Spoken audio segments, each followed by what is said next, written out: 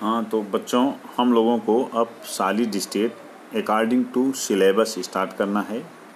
इसमें सबसे पहले हमें देखना है सॉलिड स्टेट या ठोस जो होता है उसकी विशेषताएं क्या होती हैं। तो जैसा कि आप जानते हैं पहली कक्षाओं से कि ठोस का निश्चित आकार तथा निश्चित आयतन होता है, क्योंकि इसके कण इतने स्ट्रांगली, इतनी मजबूती से आपस में बंधे होते हैं कि सॉलिड स्टेट के जो भी पार्टिकल्स हैं वो एक दूसरे के अपने स्थान पर निश्चित रहते हैं, एक दूसरे को छोड़ के इधर उधर मूव नहीं कर सकते हैं। अतः उनका आकार निश्चित होता है और आयतन भी निश्चित होता है।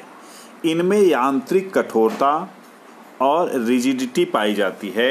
यांत्रिक कठोरता को हम मैकेनिकल स्ट्रेंथ कहते हैं। रिजिडिटी का मतलब होता है असंपीड्यता। असंपीड्यता का मतलब है कि अगर हम दाब डाल करके उसके आयतन को या उसको डिफॉर्म नहीं कर सकते हैं, उसके आयतन को हम कम नहीं कर सकते, उसे कंप्रेस करना संभव नहीं है। जैसे हम एक उदाहरण ले लेते हैं संपीड्यता समझने के लिए। एक हम पात्र में कोई गैस लिए हैं, यहाँ पर एक पिस्टन लगी है। अगर इस पिस्टन से हम दाब डालते हैं तो गैस कंप्रेस हो जाती है और इसका आयतन घट जाएगा। लेकिन द्रव, अगर इसी में गैस की जगह कोई द्रव है तो आप दाब डालते हैं तो गैस का आयतन चूंकि निश्चित होता है, इसलिए द्रव या यहाँ पे अगर कोई ठोस है तो ठोस दोनों ही कंप्रेस नहीं होते। अर्थात द्रव अवस्था जो होती है और ठोस अवस्था जो होती है ये असंपीड्य होती हैं, असंपीड्य, जबकि गैस जो होती है ये संपीड्य होती है। अगर हम द्रव और ठोस में कंपेयर करें तो द्रव में चूंकि अंतर आणविक बल थोड़ा सा कम होते हैं और एक दूसरे के सापेक्ष गति कर सकते हैं, इन्हें हम मान सकते हैं कि बहुत ही अत्यल्प नगण्य संपीड्यता इनमें देखने को मिल सकती है, लेकिन ठोस एकदम से असंपीड्य होते हैं। तो हमें लगता है कि आप संपीड्यता का मतलब समझ गए होंगे। उसके बाद है ये प्रबल अंतर आणविक बल के द्वारा जुड़े होते हैं। ये हमने आपको अपने पिछले टर्न पे बता चुके हैं। हम अणुओं के बीच सबसे अधिक बल कहाँ होता है? ठोसों में। उसके अलावा घटक कणों के मध्य न्यूनतम अंतर आणविक स्थान होता है। ये भी आप जानते हैं अच्छी तरह से कि इनके अणुओं के बीच स्थान बहुत कम होता है, इसीलिए अंतर आणविक बल भी क्या होता है? वो ज़्यादा होता है। कण अपने मध्यमान स्थिति से केवल दोलन या कंपन गति कर सकते हैं। आपको पता है कि इनमें स्थानांतरण गति संभव नहीं होती है, केवल रोटेशनल या कंपन गति ये अपने मध्यमान स्थिति पर कर सकते हैं।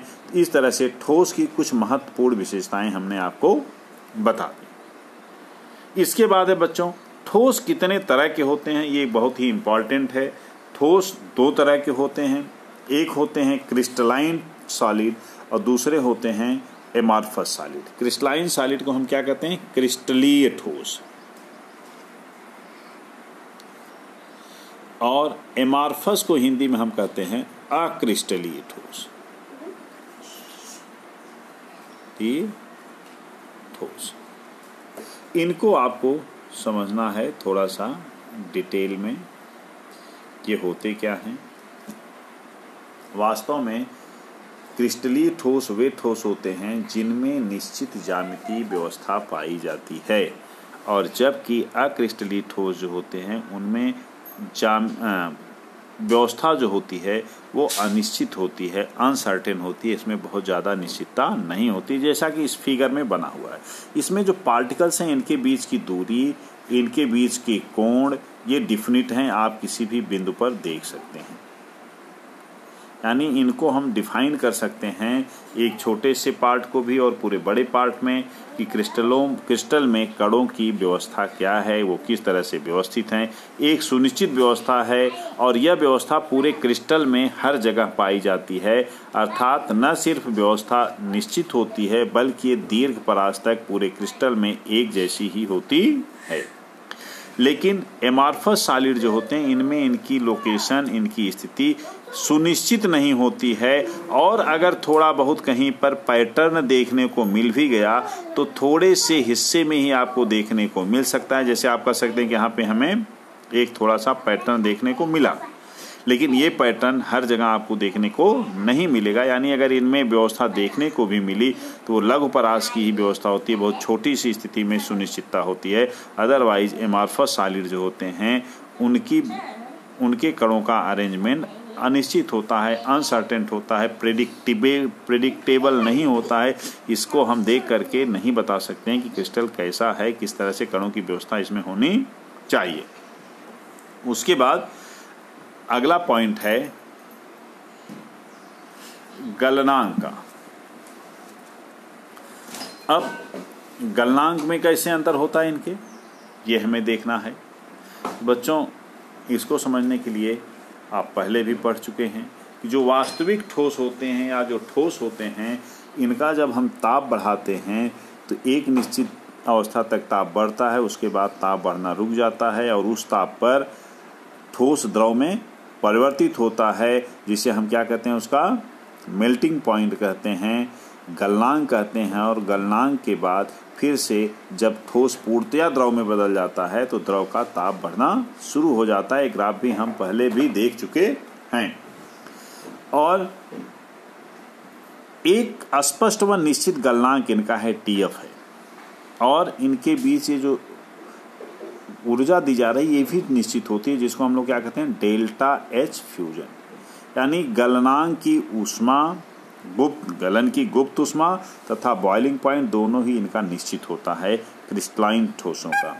लेकिन जो एमार्फस अक्रिस्टलीय ठोस होते हैं उनको जब हम गर्म करते हैं तो वो पिघलना शुरू कर देते हैं, और पिघलते हुए मुलायम हो जाते हैं, और मुलायम होते हुए वो धीरे धीरे पिघलना शुरू करते हैं। लेकिन इस पिघलने के दौरान उनका ताप भी क्या है, वो बढ़ रहा है। यानी ठोस और द्रव जब एक दूसरे में परिवर्तित हो रहे होते हैं उस समय भी ताप बढ़ता रहता है। यानी पिघलने का एक परास होता है और ये भी निश्चित नहीं होता, भौतिक दशाएं बदलने पर ये भी बदल जाता है। या हम देख सकते हैं कि एक ही जगह पर इसमें अंतर भी देखने को मिल सकता है। प्रत्येक पदार्थ इसी परास में पिघले यह कोई आवश्यक नहीं है, ये मात्रा के साथ भी बदल सकता है। लेकिन यहाँ पर अगर ये परास निश्चित नहीं है तो कितनी ऊष्मा देनी है ये भी निश्चित नहीं थी। ये दो चीज़ें, गलनांक और डेल्टा H फ्यूजन, ये क्रिस्टलाइन ठोसों में निश्चित होता है, लेकिन अक्रिस्टलीय ठोसों में यह निश्चित नहीं होता है। इनमें इसका मान अलग अलग हो सकता है। उसके बाद है आपका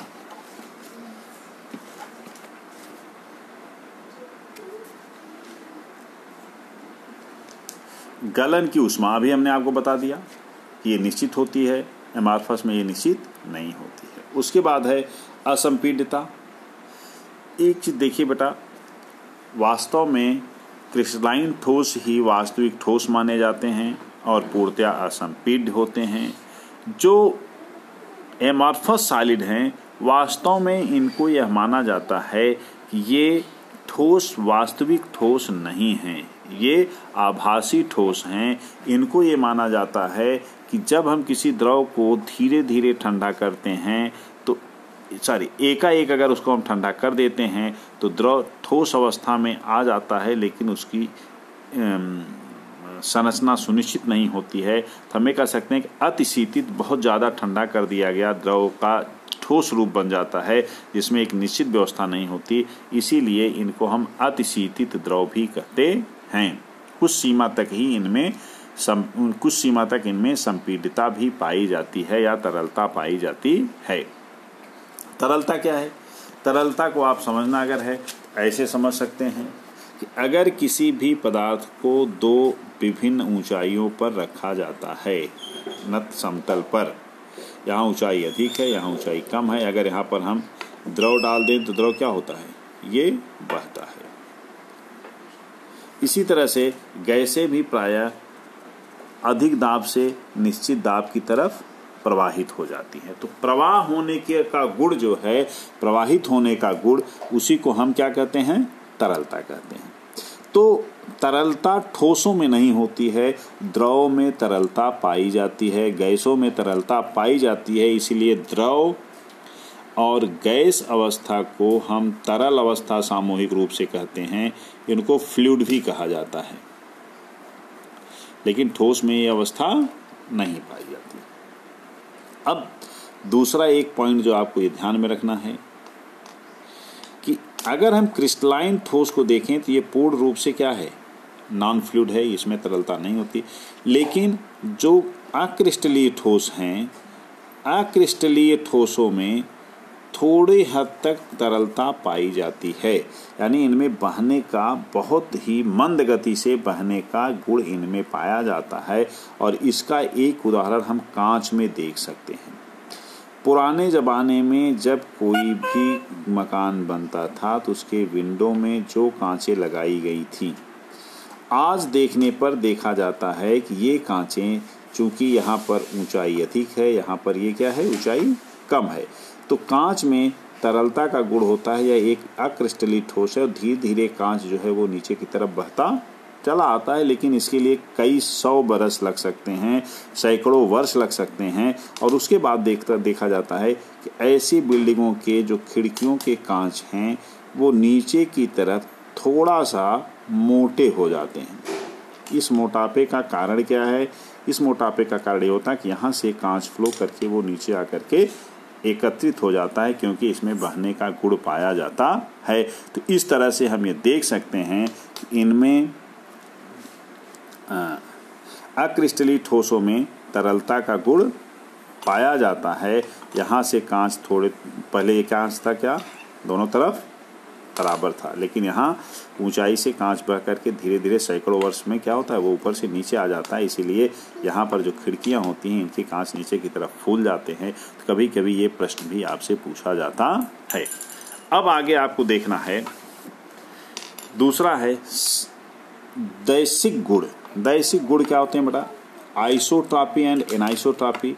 इसको हम डिटेल में देख सकते हैं। अभी हमने एक चीज़ और आपको बता दिया कि इनको हम वास्तविक ठोस कहते हैं, क्रिस्टलाइन सॉलिड को, और एमार्फस सॉलिड जो होते हैं उनको हम आभासी ठोस या स्यूडो सॉलिड या सुपर कूल्ड लिक्विड या शीतल द्रव कहते हैं। अब हमें मूल रूप से जो देखना है वह देखना है समदैशिकता और विषम दैशिकता। अब देखिए, समदैशिकता और विषम दैशिकता है क्या, इसको समझने के लिए हम इसको आसानी से देख सकते हैं। यह एक क्रिस्टलीय व्यवस्था है। क्रिस्टलीय व्यवस्था में पहले देखिए कि दो तरह के कण हैं, मान लो ए और बी। ए का कण जो है वो बड़े साइज में हमने लिया हुआ है और बी का कण जो है वो छोटे साइज में है, छोटे आकार में हमने लिया है। मान लो दो कणों से या दो आयनों से मिलकर कोई ठोस बना हुआ है। तो इस प्रकार से ये जो ठोस हैं, ये इस क्रिस्टलीय ठोस में ए और बी की पोजीशंस हम देख रहे हैं। ए के बीच की दूरी और इनका कोण, ये क्या है, सुव्यवस्थित है। उसी तरह से ये जो एक वर्गाकार स्थिति बन रही है, इसके मध्य भाग में क्या है, बी पाया जाता है। तो ये स्थिति पूरे क्रिस्टल में आप देख सकते हैं हर जगह पाई जाती है। और इस व्यवस्था में कुछ ऐसे गुण होते हैं जो मेजरमेंट के डायरेक्शन पर निर्भर करते हैं।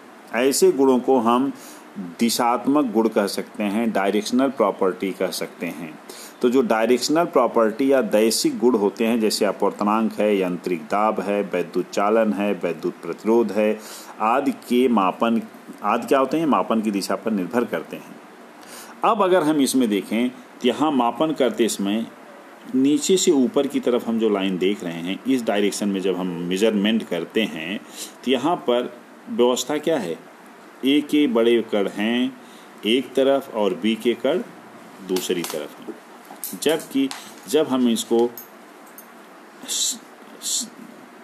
एक तिरछी या आड़ी रेखा पर तल पर लेते हैं तो क्या है, अल्टरनेट व्यवस्था हो जाती है, A B A B A B, इस तरह से। तो चूंकि इनकी व्यवस्था अलग है और व्यवस्था अगर अलग है तो इनकी प्रॉपर्टीज़ भी अलग आती है। अतः इनको जब भी इनकी प्रॉपर्टी मेजर की जाती है तो अलग अलग क्रिस्टलीय ठोसों में अलग अलग दिशाओं से अलग अलग होता है, यानी दिशात्मक समानता नहीं होती।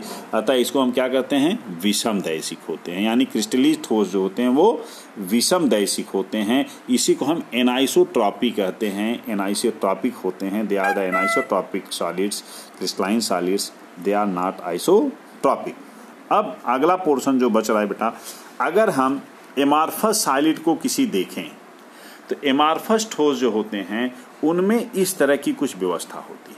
और जब हम उनको दो एंगल से, दो भिन्न दिशाओं से देखते हैं, तो आप देखिए यहाँ पर कोई अनिश्चित व्यवस्था नहीं है, यहाँ भी कोई निश्चित व्यवस्था नहीं है, इधर से भी अगर आप देखेंगे तो कोई निश्चित व्यवस्था नहीं है।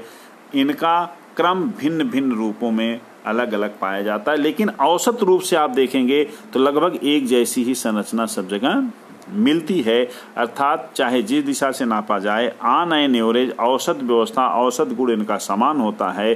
अर्थात ये क्या होते हैं, ये समदैशिक होते हैं, हर दिशाओं से लगभग एक ही तरह का परिणाम मिलता है। अतः अक्रिस्टलीय ठोस जो होते हैं, एमॉर्फस सॉलिड जो होते हैं, इनका दैशिक गुण समान होता है। इनको हम आइसोट्रॉपिक या समदैशिक कहते हैं। तो इस तरह से अक्रिस्टलीय ठोस जो होते हैं वो क्या होते हैं, समदैशिक होते हैं, और क्रिस्टलाइन सॉलिड जो होते हैं वो एनाइसोट्रॉपिक होते हैं, दे आर द विषमदैशिक वो होते हैं। अब हम आगे देखते हैं, एक अपवाद बेटा या कभी कभी पूछा जाता है हायर लेवल के एग्जाम्स में, बहुक्रिस्टलीय ठोस क्या होते हैं। या हम अगर थोड़ा सा धातुओं को देखें तो धातु जो होते हैं वो तो क्रिस्टलीय पदार्थ हैं, नो डाउट, बट इनका गुण प्रायः समदैशिक होता है। जब मेजरमेंट किया जाता है तो समदैशिकता ये प्रकट करते हैं, इनमें विषमदैशिकता प्राप्त नहीं होती है। अब इसका अगर रीजन देखा जाए तो इसके रीजन, इसकी व्याख्या करने के लिए हम ये कह सकते हैं कि वास्तव में ठोस मेटल्स जो होते हैं, धातुएं जो होती हैं, दे आर द पॉलीक्रिस्टल्स, वो बहुक्रिस्टलीय ठोस होते हैं। इनमें छोटे छोटे क्रिस्टल आपस में अरेंज होते हैं और इन क्रिस्टलों की व्यवस्था सुव्यवस्थित होती है, सुनिश्चित होती है। लेकिन जब क्रिस्टल एक दूसरे के साथ आते हैं तो उनका अलाइनमेंट, उनकी व्यवस्था अलग हो सकती है। जैसे इस क्रिस्टल को देखें, ये इस तरह से अलाइन था, लेकिन इस क्रिस्टल में क्या हुआ, इसका अलाइनमेंट, डायरेक्शन, इसका सेट होने का डायरेक्शन अलग है, इसका डायरेक्शन अलग है।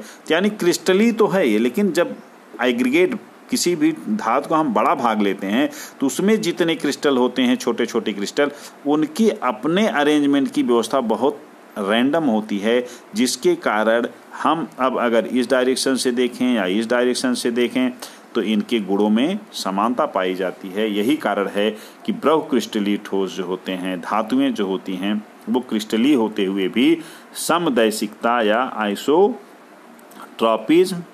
प्रेजेंट करती हैं। तो बच्चों, आज के लिए अभी इतना ही। नेक्स्ट टर्न पे हम लोग और डिटेल में क्रिस्टलीय ठोसों के विषय में बात करेंगे। धन्यवाद।